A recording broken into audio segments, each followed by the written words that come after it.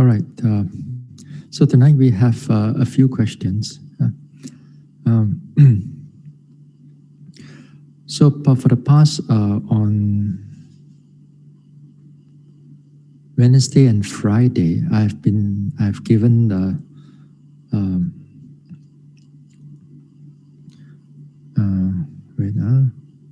I've given some talks on the nature of conceit and also on self.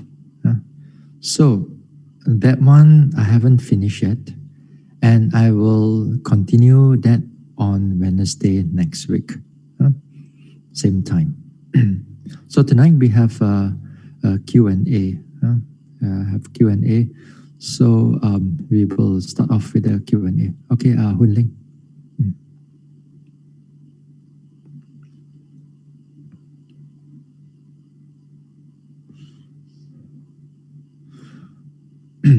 All right, this is from Brother Tek Hong from KL. I'm new to Dhamma talks and studies. I have two questions regarding right view on merit. Number one, what should be the right view for dana with regards to donation, for example, to monastery, building fund, and Buddha statues?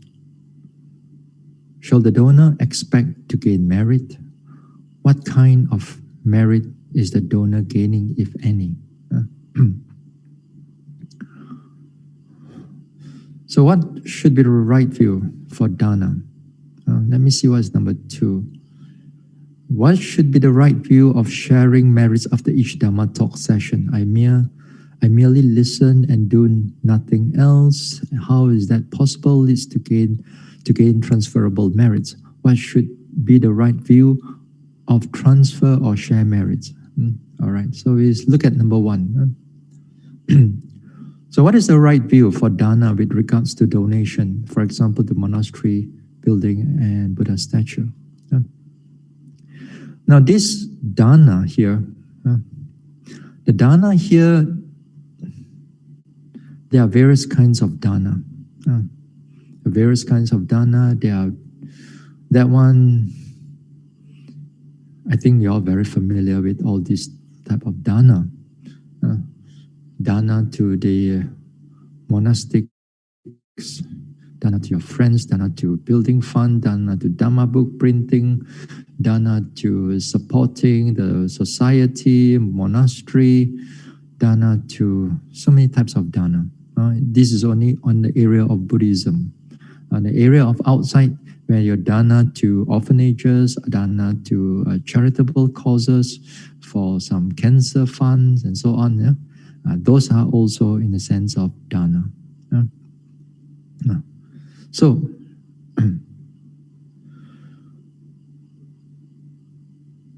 what should be the right view of this dana then? Should the donor expect to gain merit? What kind of merit is donor gaining? All right. Now, shall the donor expect to gain merit?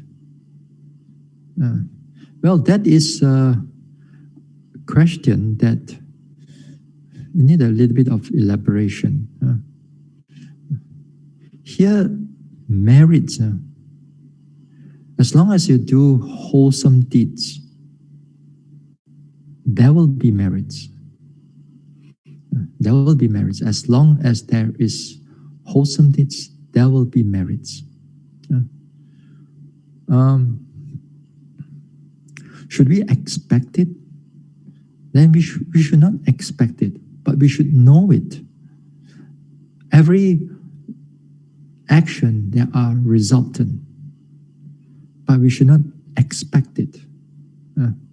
Because when you expect it, it brings about suffering. It brings about unhappiness.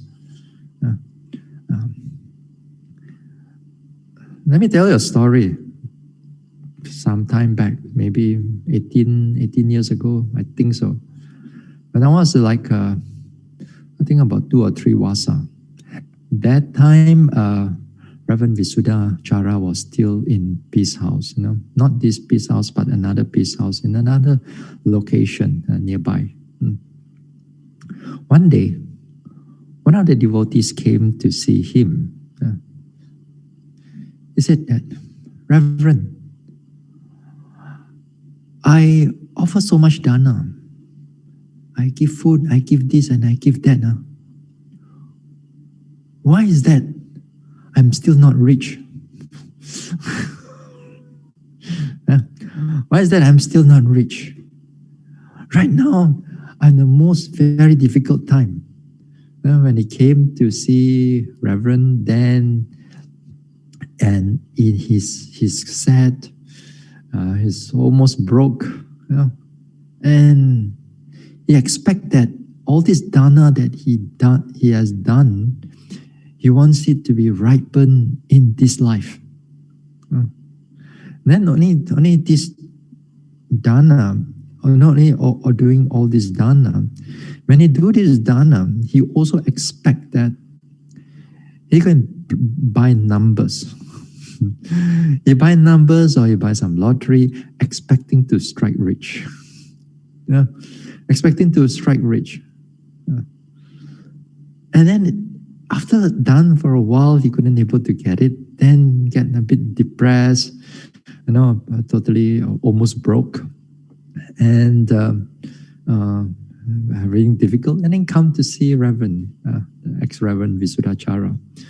So, well, that one, Reverend Visuddha kind enough to ease his uneasiness, his expectation, and so on.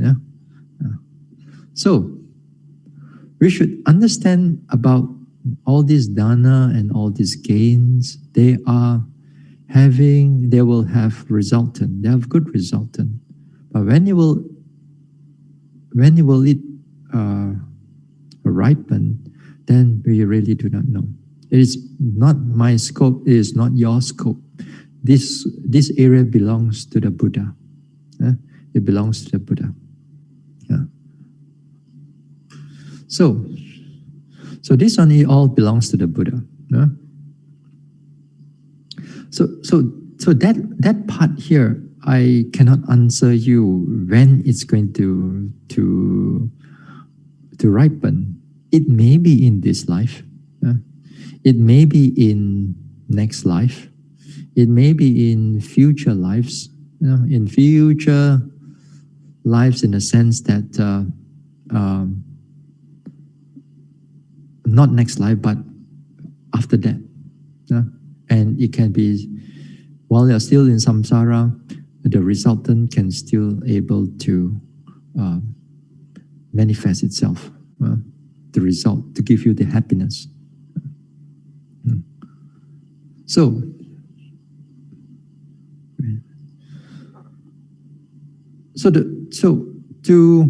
the donor here, for all of us like that, we should not go and expect the gain. As I repeat, we should not expect the gain, but we must know the nature of karma. We must understand the nature of karma. Then we have the right view. We have the right view of karma. So we're right view in regards to offerings, to dana. So various types of offerings give rise to various types of result. Anyway, the Buddha mentioned is that, just to summarize, usually we do the chanting at the end, Ayu Wano Sukang Balang. So the resultant of this dana, of offerings, comes with long life, Ayu. So long life means you have a healthy life, good life.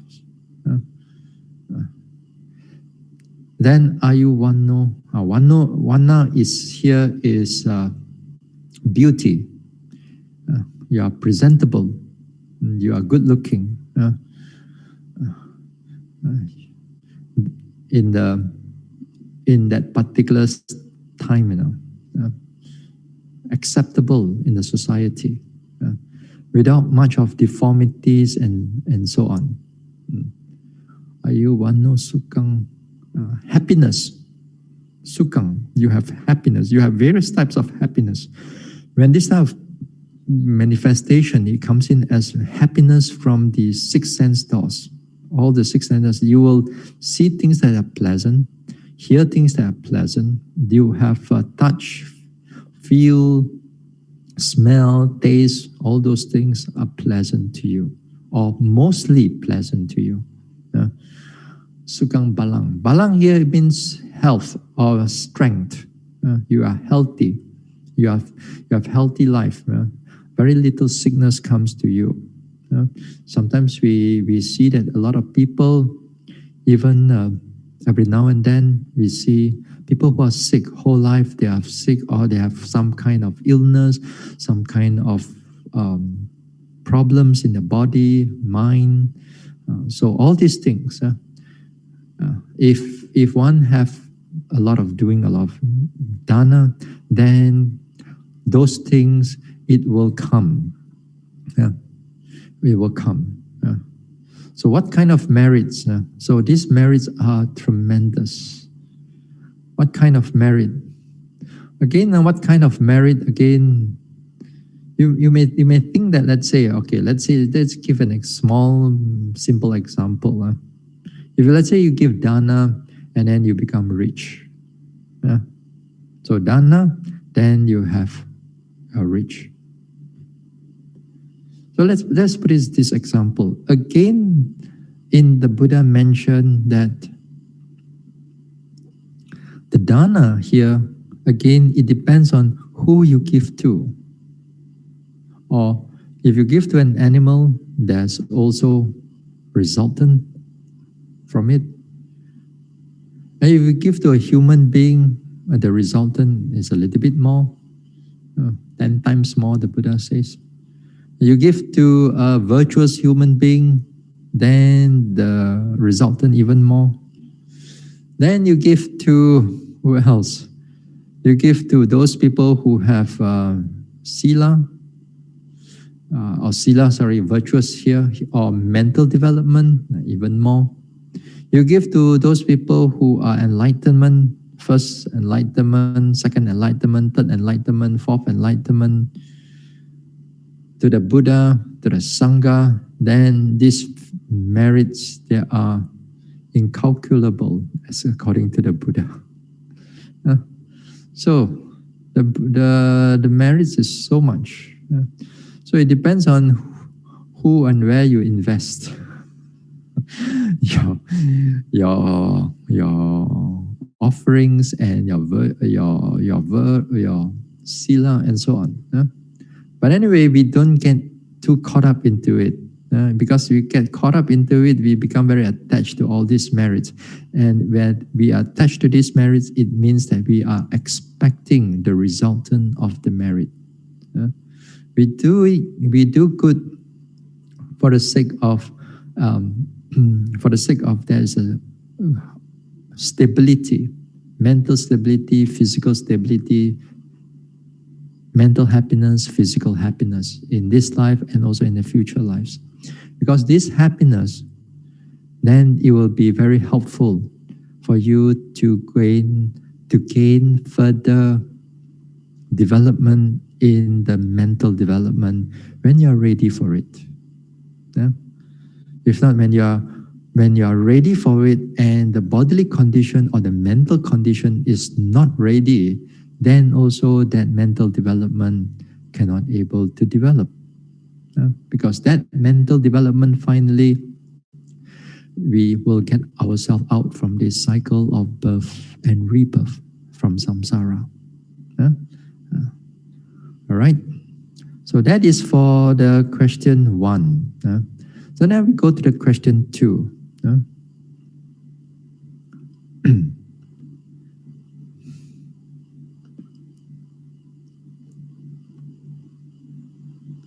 Now the question 2, is it coming? Is it out? Not yet, no? Okay. Question 2. What should be the right view of sharing merits after each Dhamma talk? I merely listen, do nothing else. How is it possible to one leads to gain transfer of merits? What should be the right view of transfer or share merits here? What should be the right view of sharing merits after each Dhamma talk? Now the purpose of this, all the Dhamma talks that we have, that we want to clear doubts.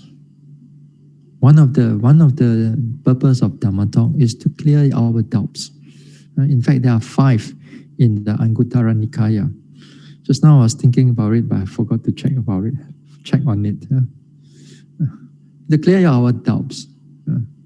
Whatever doubt that you may have, sometimes we listen to the Dhamma talk, we can clear it, then our mind becomes stabilized, the confidence comes in. Or we have not heard before.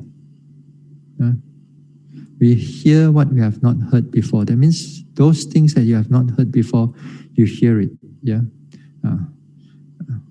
So these type of things that when you listen to the Dhamma talk, then here we are. Also, the next thing is to straighten our view. Straighten our view, because sometimes for some people, their view is very distorted.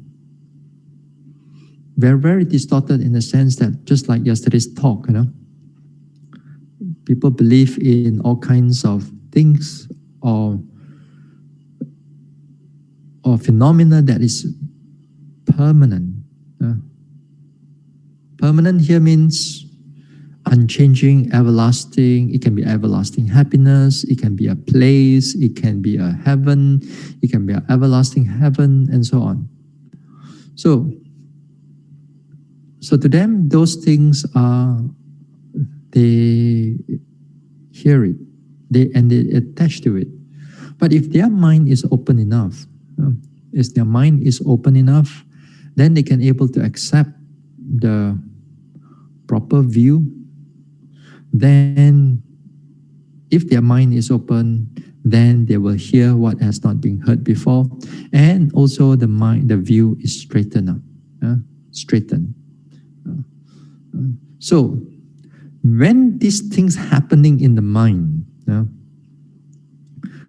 the mental karma is so much more powerful than actually doing dana. I think it's very hard to measure. But sometimes a lot of us, especially when we are not able to see this resultant of the merit, because here, while we are here studying the Dhamma and listening to the talks and so on, is because we are being reinforced again and again. There's a karma, and then you got resultant, karma, resultant. But for many people, you cannot able to see exactly the resultant. Is it because that you are rich right now? Which good karma have you done in the past? Which karma in the past have you done, and then it result that you are rich in this life? But the Buddha could able to see that, but not us. So we really do not know. So here, the resultant, we just, where is my, the straightening of this view, it's because it's a mental action. Then that mental action is a mental karma. Therefore, mental karma, it produces resultant. So a lot of times when devotees, especially many devotees out there, when they comes into the sense of meditation or sila or dana, you will see majority of the people will do dana. When come to meditation, very few. Very few. Why is that so? Because dana involve bodily action. Dana involve, you can actually see it. You can actually see that you are doing something good. You sweat it out. You see that you are making a physical effort. It kind of like feel substantial for a lot of people. Then on the other hand, the meditation part, then, or the changing the perception into a right view, then a lot of people cannot able to feel it because it's intangible. It's all in the mind. It's all inside there. So for a lot of people, there's nothing much. There's nothing much. There's nothing much in the listening or meditation. So might as well do more dana and charity work and so on and so forth. Not to say that is bad, It's just that their wisdom cannot able to penetrate further. They see that is good. They acknowledge some, of course they also acknowledge that Dharma talks are good, meditation are good, but they cannot come into this area. Maybe many of you here also are also something like that. Listen to the Dharma talk easy, but actually meditating, that one difficult. What more? Sometimes not only listening to the Dharma talk, at least there's some listening there. When it comes into meditation, you just sit there quietly only. You sit there quietly, and then other people may think that, what is these people doing? Or if you are not able to understand the meditation, where is what wholesomeness am I doing? Here, sit down, mind is so sleepy, then go into a lot of thinking. What wholesome? Or sometimes I meditate also, I think of all kinds of nonsense. Of course, it's part of it. But when you go in there a little bit deeper, when you begin to see the purification of the mind starts taking place, then only you will directly see the power of the mental action, of the mental karma. Only then you only can able to feel it. And as you can able to go deeper, as you can go further in the mental development, then you will see how the kind of merits become stronger and more powerful until it can able to take you out from this cycle of birth and rebirth. So this mental thing, mental karma are very, very powerful. So don't underestimate them. Now, on the other hand, the unwholesome karma also, unwholesome mental karma also is very strong. Just like yesterday, as I said, the wrong view, when it arises, it can become even more terrible than a person without wrong view. If let's say you do the killing, if you don't hold any wrong view, when you do a killing, you still bear the consequences of killing, short life and sickness and so on. But when you couple with wrong view and you kill and you believe that the killing is good, whether it kills somebody else because it's not the same type of religion, because it's not the same type of race and so on, then when you believe those type of things, then it comes with a wrong view. Just like World War II, Hitler believed that the Aryans, they call it the Aryans, they are superior people. So who they killed all the Jews.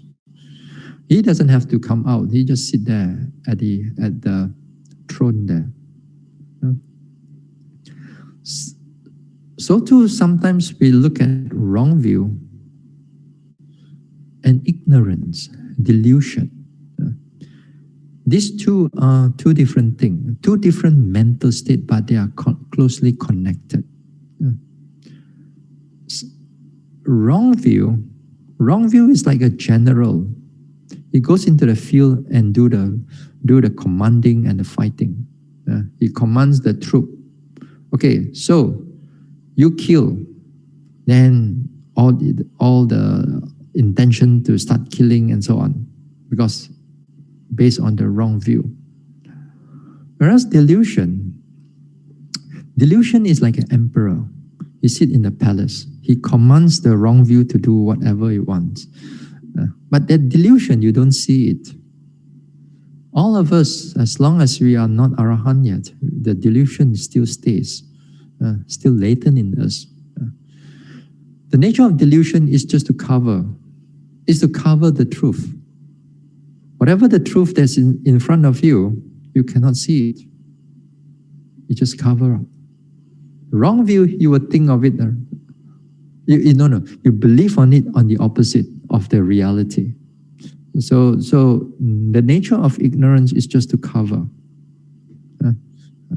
So when we have right view, when we begin to have right view on this Dhamma talk or meditation, or those not involved in the physical activity, so don't underestimate them. Don't underestimate them. They are very powerful. They can change your life. They can change the way you look at the nature and so on. All begins with the changing of the view. So because of changing of the view and because of right view itself, and the right view itself is a mental wholesome karma, and then therefore it produces resultant. So when it produces resultant, therefore it's you can able to transfer the merits to the departed ones. You can able to transfer the merits, or you can share the merits to the devas and so on. Then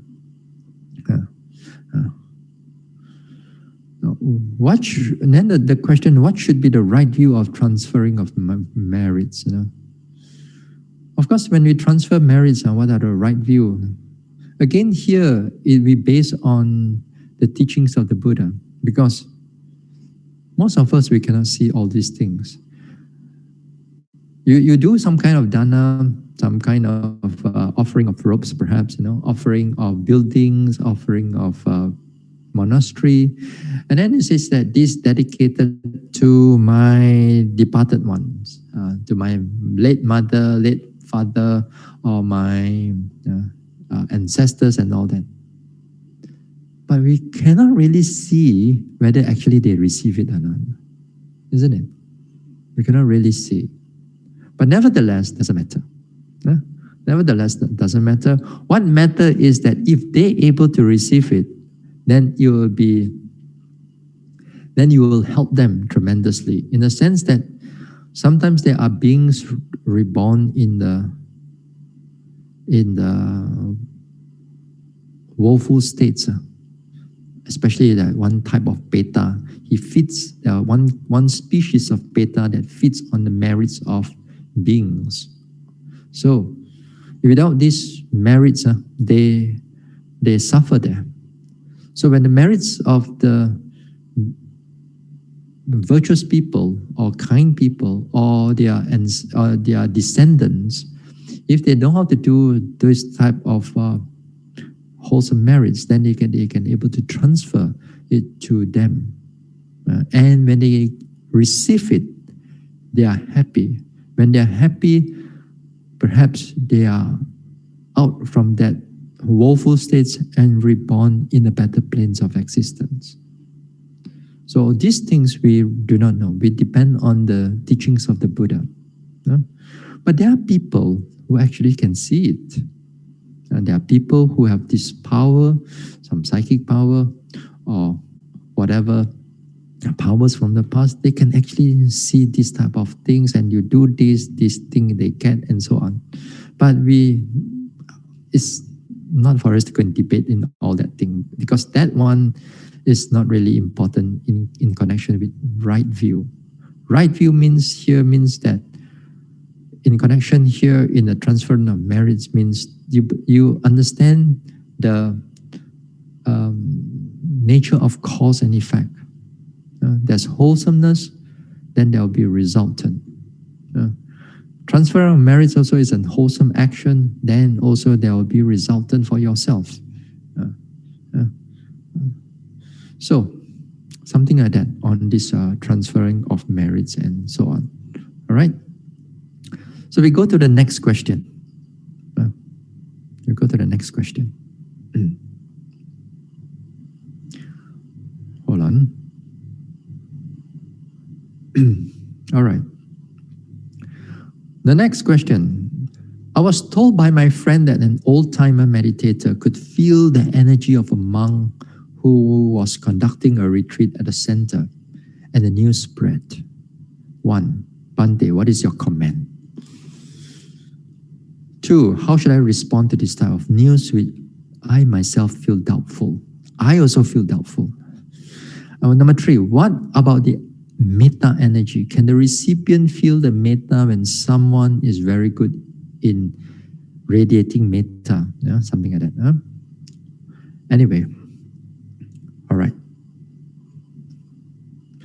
What is my comment? First of all, I cannot really comment on these type of things. First of all, I do not know who are the monks. Who are the monks there, all right? Secondly, I do not know who is the so-called old-timer meditator. So I cannot really able to comment. Yeah? But I can give you, not your case here, but I can give you these things happening in the world of Buddhism, in the world of Theravada Buddhism. And I've seen this many, many times. You see, sometimes, or number of times I've met, in certain places, especially I've been to, and especially mostly like in Thailand, I've been to, they are very fond of this type of power, this type of talisman, some kind of rites and a bit of rituals, some kind of like sometimes mystical, esoteric, something like that. They're fond in these type of things. So here these type of things, it's at times it's spread. It may be a lot of times it's untruth actually, but a lot of times what I know is that it's all being hyped up by the devotees. The monk didn't say anything, the monk just sit there only. But some of the devotees, they are over faith.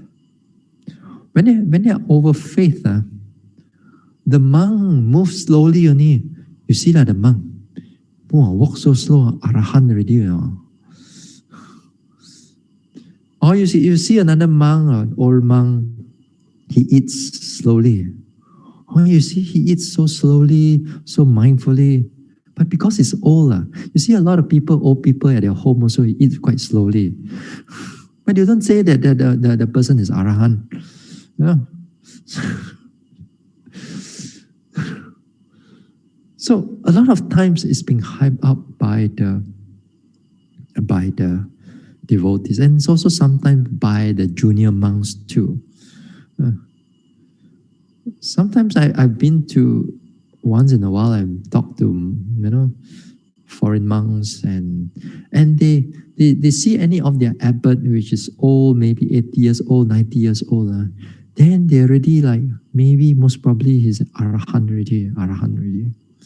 Then if the monk says like that, if the junior monk says like that, if the junior monk says like that, and he need to all the lay people or some of the lay people, then all the joy and all the overconfidence and overfaith will start become overwhelming. Yeah, you can see that those things have been written in the books also.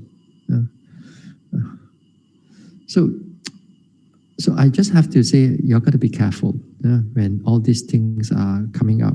So it's understandable that you are doubtful. We understand that they are doubtful. So these are things that just take it with a pinch of salt will do. Because that is not really the Dhamma. The Dhamma here is you come back, the Dhamma talks or the meditation or the Sila or the Dana, those things are being taught by the Buddha, not this type of power thing, not this type of aura thing, So don't fall into that type of trap. I've seen, as I said, as I move around in places, foreign places, I've seen this type of things happening. They value this type of this type of mystical thing, ritual rites, and they are more, they place more important than the Dhamma. Uh, uh, just go to Thailand will do, and then they all this talisman, sampo, and they wear it and so on, and it can be very very expensive. It can cost 50,000 ringgit, maybe 10,000 US dollar. You can. At one time, I was staying in a Bangkok town. When you come out from the town, the whole row is selling all this talisman and all this anything, beads and everything. And they have this, and all this talisman, they have monk's head and some kind of power and so on. Long Tho this, Ajahn this, and so on. A lot. It's like a shopping mall, open air shopping mall, but only selling talisman and all kinds of this one. And many people there, many years back. So these things, they price it more valuable than the actual Dhamma.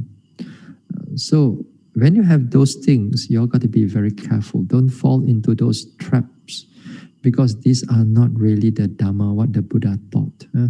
So when these things are happening, when you out there, when you meet with these people, these things are happening. So you just take it with,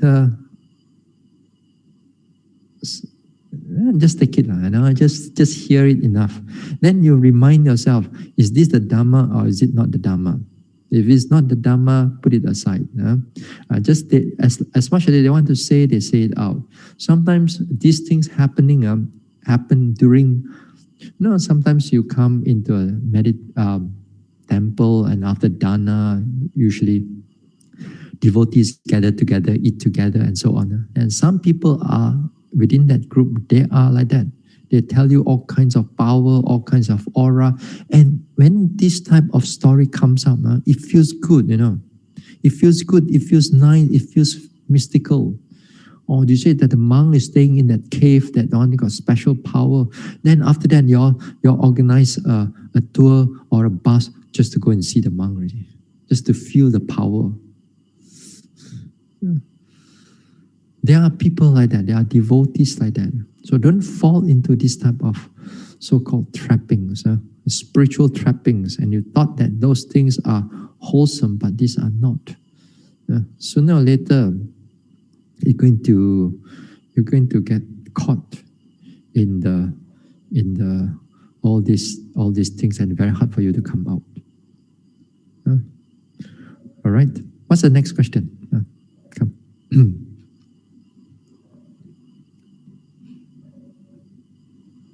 Good thing.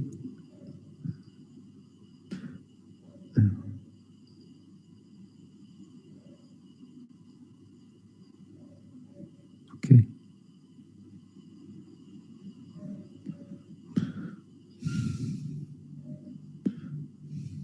So the third one, the second one, as I said, you are self-doubtful. Don't take it in. Just number 3. What about the metta energy? Can the recipient feel metta when someone is very good in metta, radiate it? This is also very hard for me to say, because even a person is radiating metta, perhaps it's not radiating to you, so you may not be able to feel it. So again, these things,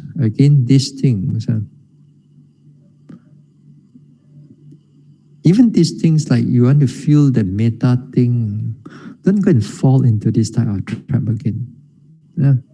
You are supposed to develop metta, not to feel somebody else's metta. You're supposed to be developing metta. And whether the person have that energy and power and so on, I do not know, but I believe that there are people who have it. Just like the Buddha, when he stopped the elephant Nalagiri by the power of metta. So, yes, there are beings that could able to have that, but I've not seen those type of beings. Uh, so don't worry about these people radiating metta and so on. I mean, radiating and you feel it, You are not the receptacle. You are supposed to be the giver. You are supposed to be able to radiate metta, not just receiving there. So don't turn the Dhamma opposite side. So don't fall into this type of things. So all this type of power, talisman, all kind of this one, don't fall into this type of trap. You're supposed to make effort. You're supposed to make effort to develop mindfulness, to develop metta, to develop your understanding about the Dhamma, to make the effort to do dana, make effort to do sila. These are much more higher than feeling somebody else's energy or feeling somebody else's metta. Sometimes this thing, again, as I said, sometimes devotees tend to overhype the whole thing. And they hype it, and then even they feel a little bit of things, they interpret those things as metta. It could just be a tingling sensation of the body. But sometimes, because you are in the surrounding, it feels good, the joy arises. When the joy arises, is one of the type of joy arises, it feels tingling, feels something like vibration in the body. And then you wrongly interpret that this belongs to the monk's metta or monk's power or somebody pure, and then you radiate all the power to you. So don't fall into this type of trap. All right. Okay. Now we go to the next question. The next question is in the chat. The question here is in the chat, it was not asked. Now it's in the chat. Let me read. What is the difference between a restless mind and objects after objects? All right. What is the difference between the restless mind and objects after objects? Now here, there are two things here.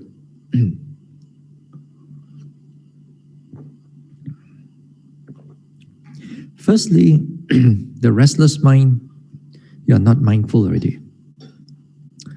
Objects after objects, you are very well mindful. Let me explain a little bit more. Now, the restless mind here means when your mind falls into the story, and then the story proliferates, or the content of your thoughts proliferate. And when the content of the proliferate, and again and again, and then that time you are totally not mindful, you fall into it, and you just go on and on and on and on and on and on and on. You're not mindful, or not only from the thinking, but also from your eyes or from your ears, from your eyes or ears. Hold on, yeah.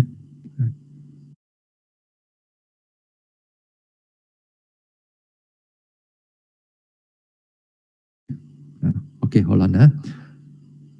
You see? Hold on. Everybody hold on. Hold on.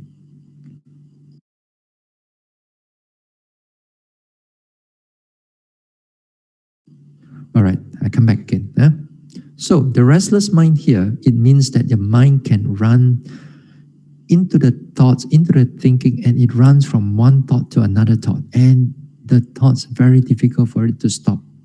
Then it can come from your seeing or hearing or smelling and so on. Seeing, hearing, smelling here, it means that your eyes are not, you're not controlled by the mindfulness. You just look here and there, and then with the looking information of the thoughts arising, conceiving, proliferating of the thoughts also arising. When you hear the sound and then you begin to interpret, oh, this is the song, feels nostalgic, this is so on. If you taste something, then if you're not careful again, then you start thinking that what is this? This is something I love. This is something from my past. How to do this? How to make this? And then the mind proliferates into all kinds of restlessness. So this is the nature of our restless mind. But we don't really see it until when we come into a meditation part of it. Then when we are beset by the restless mind, then the restless mind is totally glued onto you, you see that your meditation is koyak. Your meditation is broken, and your meditation is very hard for it to meditate. Very, very difficult to meditate. Yeah? In other times, in other talks, I talk about this restless mind for a lot. Every retreat, I talk about it because a lot of people, a lot of yogis they fall into this restless mind a lot. So this is the restless mind when the mind has no mindfulness, totally just proliferating, papancha. Now here the difference here, the next one is that it says as object after object.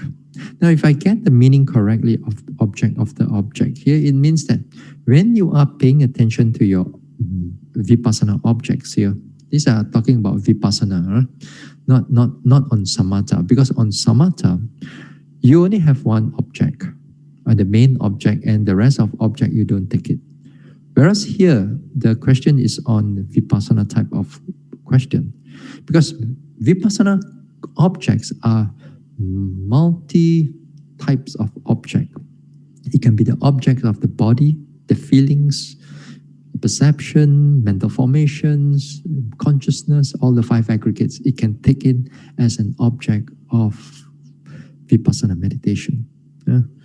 Hardness, softness, motion, like wind element, like we talked yesterday. All those things you can able to take in. You can take in pain, pleasant feelings. You can take in joy, mindfulness. All these are different types of objects to the vipassana meditator. Now, in the beginning part of the development of vipassana, you don't take so many objects. You take a few objects which is prominent. If those object is prominent, you pay attention to it. You pay attention to it, you take note of it. Object usually don't change that much in the beginning part. You're more like you are able to see its character in the sense that you can feel hardness, you can feel softness, you can feel the pain, you can feel the different types of object. You can feel it. But when you go into a bit more deeper, as your mindfulness more continuous and you are more skillful and you are more penetrative, then you will notice that the objects changes faster than before. Faster in the sense that sometimes you may last for just a mere seconds, a few seconds there, maybe like 3 or 4 seconds. Then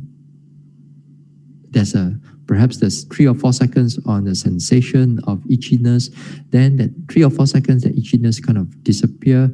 Then it comes in with another heat arises. Then the mind jumps to the heat right now. Anyway, after that, the heat lasts there for a few seconds. Again, it goes back to rising and falling. Notice the rising and falling after another sensation of tightness arises in the leg. Then the mind jumps to the tightness. So these are not restless mind, because this time the mind is truly, clearly mindful. Is aware of what is going on at this moment of time. So if fully immersed into it in the sense that he knows what is happening at that moment of time, although the object may be changing from one object to another object. You may think that, some of you may think that, if you don't stay with one object, then that's the better. Then how am I going to penetrate the object? How am I going to be able to penetrate into the object? How are we going to see the anicca, dukkha, anatta of the object? Anicca, dukkha, anatta, impermanence, dukkha, or not, and non-self, unsatisfactoriness and non-self. It does not mean that you must stay in object, and the more you dig into the object, then you see the anicca, dukkha, anatta. It's not like that. Anicca, dukkha, anatta, it comes in various ways that you cannot have a perception of it yet until you see it for yourself. Until you see it for yourself.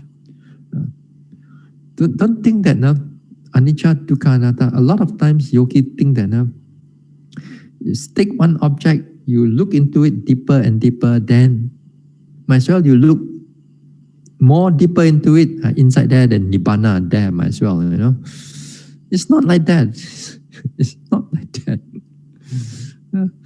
It's not that anicca is all inside there and so on. I mean, we figuratively we say inside lah, but when you pay attention, it's not like you go and tear up, like you open up your apple and then inside there you see the seed, It's not like that. So it comes in different various ways. All right? It comes in various ways. So here, if so happen that when you pay attention and somehow or another the mind jumps from one object to another object, don't become doubtful of it. It's just that the nature of that object is changing. So your mind, your noting mind has to compensate in the sense that you have to follow it. Not just think what you think is right there. You have to learn to follow what is the object is doing. Then only you see things as they really are. Not seeing things what you want to see, what you think is supposed to be right. So this is what it means by restless mind and object after object. Okay? All right. We have one more question. Let me read. A wrong view is a direct belief in falsehood. This is in the chat again. This is in the chat. Number 2, delusion is acting on wrong view to create unwholesome effects. 3, ignorance is having no knowledge at all. Bhante, is my understanding above correct? Well, something like this, yes. Not to say that you are wrong. It's correct in a certain sense, but it has a deeper meaning. At least the principle is correct. At least the principle is correct. So wrong view here is that you believe. Now, here the wrong view is not just mere thinking, not just you think whether it is or it is not. This one is you believe already. Belief means it's like a super glue has dried already, You put a super glue and you stick it to something and then that super glue dried already. Thinking one is the super glue hasn't dried yet. You want to pull it out, still can. But it's going to, if you are not careful, the thing is going to get stuck into it for a longer period of So wrong view here means you believe already. Belief, that means it's hardened already. The belief is the attachment is hardened. All right. Delusion is something that is cover up every form of wholesomeness or truth. It's just cover up. That's why it's so difficult to undo, to remove this latent defilement of delusion until all the way to arahantship. All the way to arahantship. So it just cover you. It could cover you from seeing the path and fruition, for example. You have not seen the path and fruition, that means the ignorance is still there. You can know all the Four Noble Truths, you can talk about it, you can discuss about it, but you haven't seen it directly. Then the delusion still have the upper hand. Although less, but still have a hand there. Compared to those people who do not know the Dhamma, do not know the practice, do not know Sila, that is even more worse. Ignorance here doesn't mean, here the knowledge doesn't mean there is no knowledge at all. Here the knowledge means that even you have a worldly knowledge, you have tons of worldly knowledge, but if you have zero knowledge about the Dhamma, then it's also a form of ignorance. Then if you have, let's say right now, if you are a Tipitaka Dara, That means you can able to remember all the Tipitaka from first sutta until all the chapters and everything. Let's say lah. But you haven't seen Nibbana yet, let's say. You haven't seen the path and fruition knowledge yet. If you haven't seen that thing, that means ignorance is still there. It still covers up the Nibbana. It still covers up the path and fruition. If you haven't meditated to see the anicca, dukkha, anatta, that means it still cover up at that portion, at that part. But on the thinking side, on the intellectual side, you can able to discuss anicca, dukkha, anatta, you can discuss the theory of Nibbana, but you haven't actually realized Nibbana. So the ignorance still have the upper hand. It covers only. You're not wrong view, It's not that you are believe in anything.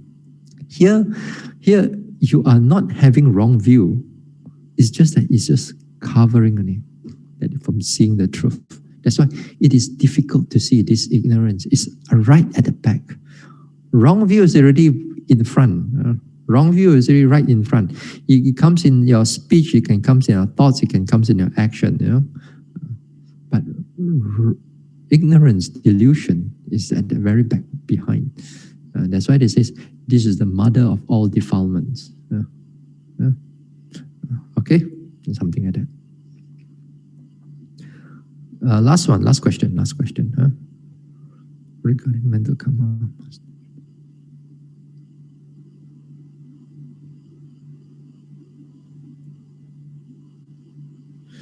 Regarding mental karma, must tangible or bodily action arising from unwholesome mind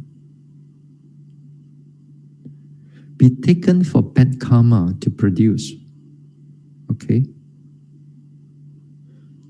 No unwholesome action actually taken, no bad karma, right? This one, then again you need to understand the intention. Now, let's say right here, you want to kill something, but you did not commit of killing it. But you have a bad thought already inside you. That bad thought also constitute mental unwholesome karma. You already produce it. That means there will be resultant. Even your hands does not go into killing it. When your hands goes into killing it, then it goes into the second type of karma, that will be the bodily karma. Right? So don't underestimate the mind. So a lot of this, the nature of this intention or the cetana, then that also is something that for Buddhists to look into it. So this one is this person, Brother Tek Hong, I think he is connected to the questions earlier on. So this one, the mental karma here, must be tangible body.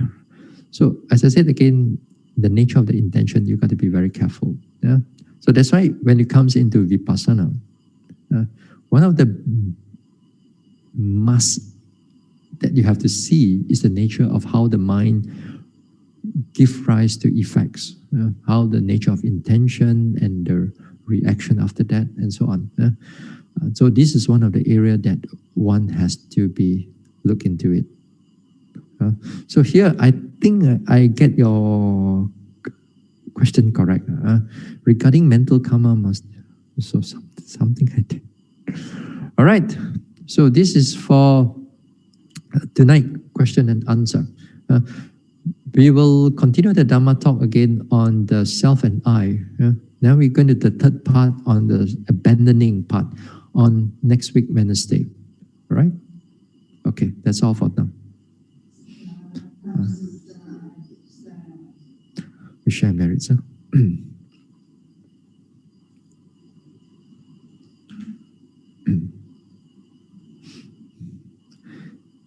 Idang me bawanang Nibbanasa Pachayo Hotu. May my mental cultivation be a condition for the realization of Nibbana. Idang me punyang Magapala Nyanasa Pachayo Hotu. May my merits be a condition for the attainment of path and fruition knowledge. Imang no punya bagang sapa satanang dema. We share these merits with our departed ones, with all beings and all the devas. Sabbe satta sukhi hontu anumodantu. May all beings be happy. May they rejoice in these merits. Sadhu, sadhu, sadhu, sadhu. Okay.